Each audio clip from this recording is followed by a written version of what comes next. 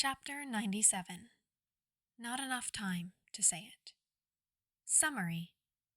Things are moving fast, and the time of the teens' first strike on the Trellin is drawing closer. Whether they're ready or not. It's go time. I've got to admit, problem child. That plan's not half bad.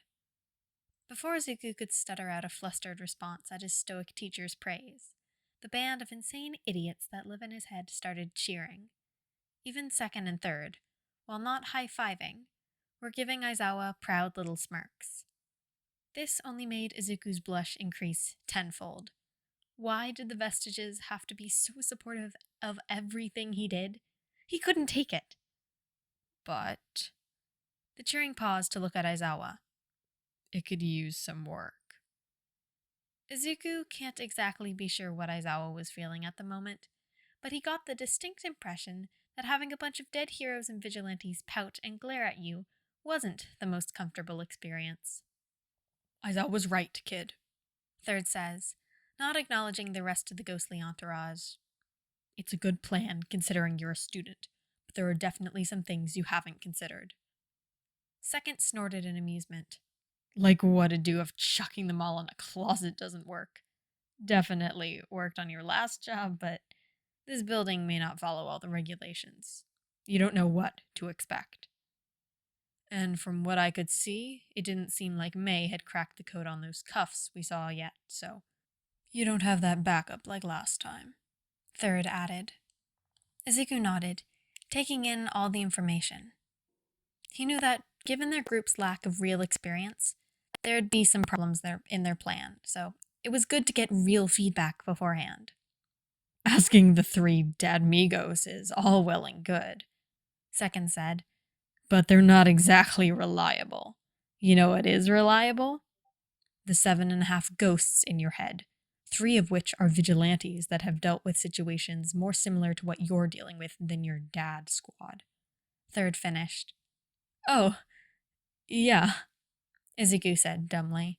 He'd been able to talk to the Vestiges for over a month now, and he'd yet to ask them for any real advice.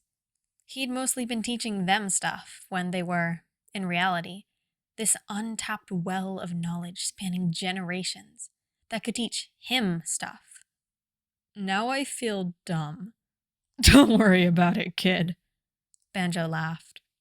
We were actually planning on dragging you to the void tonight to talk to you about your plan before these 3 showed up anyway.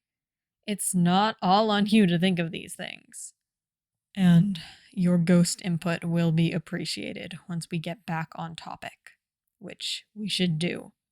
I'm not sure how much longer Potato Face can last, and I can't say I'm a fan of passing out from a headache, Aizawa said, before another one of the Vestiges could drag the conversation further away. Now, about that whole the hunter becomes the hunted bit. When they arrive, the surface of the planet is dark, nearly pitch black, only illuminated by the faint, oh so faint, bioluminescent speckling covering every surface of every living thing, or what they can only presume are living things, from tens of miles in the sky. Normally, the ship's sensors would have been able to tell them, but they, along with everything but vital systems, were offline at the moment. Mina rubs Ochako's back, the brunette's face getting progressively greener as they descended. Only a few more minutes, Mina comforts. Despite the ease at which Ochako had lifted the ship that day at the junkyard, negating gravity on the fully functional ship along with everything inside, in more Earth-like gravity, it was not easy. It hadn't even been simple. 2 out of the 4 days getting here, Izuku coached Ochako into letting go of whatever mental block kept her from using her quirk on everything in the ship at once. Mina hadn't thought it was possible for Ochako's quirk to spread from object to object without some sort of quirk evolution, but Izuku had pointed out that when Ochako used her quirk on a person, their clothes and everything on them would also lose their gravity. Everyone aboard the ship got used to the sudden and sporadic losses in gravity, eventually. We're getting close, Denki announces. T-minus 120 seconds. You're up, nerd, Katsuki orders, despite Izuku already halfway to the airlock. Izuku smiles, his determined smile, back at the blonde. Got it, Kachan! The interior airlock slides open. Mina watches Izuku walk right up to the next door before reaching down to touch a button on his shoe's temporary additions. How Mei had managed to scrounge enough materials to make electromagnetic shoe attachments was beyond her, especially after the costume changes and Izuku's shield upgrade. When the interior door closes, Mina turns her attention back to Ochako, already knowing what will happen next. Despite how much their resident master of gravity had improved during their time in space, this was still not comfortable for her. The pink-haired girl exaggerates her steady breathing, loud enough for Ochako to hear. T-minus 20 seconds!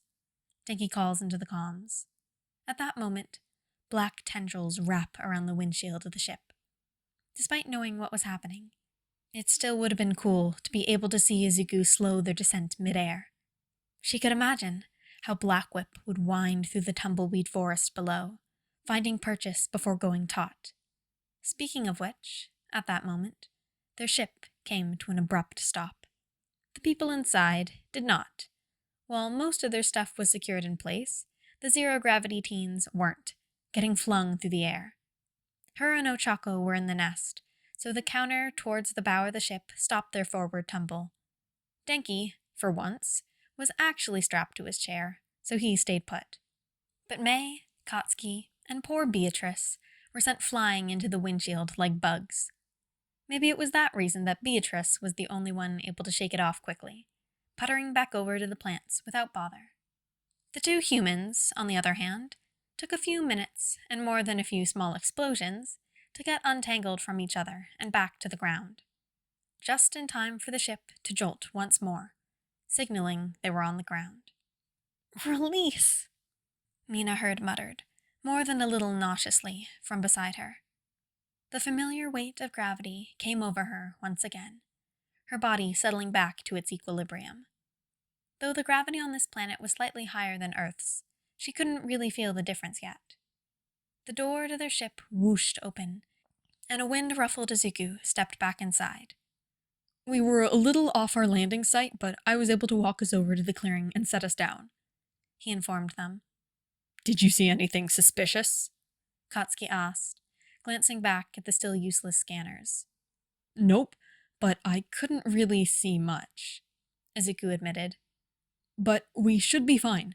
We landed well out of range of their base's scanners, and with how dark and quiet the ship was, there's no way they could have spotted or heard our entry. Good, Katsuki grinned. That means they still have no idea what's coming.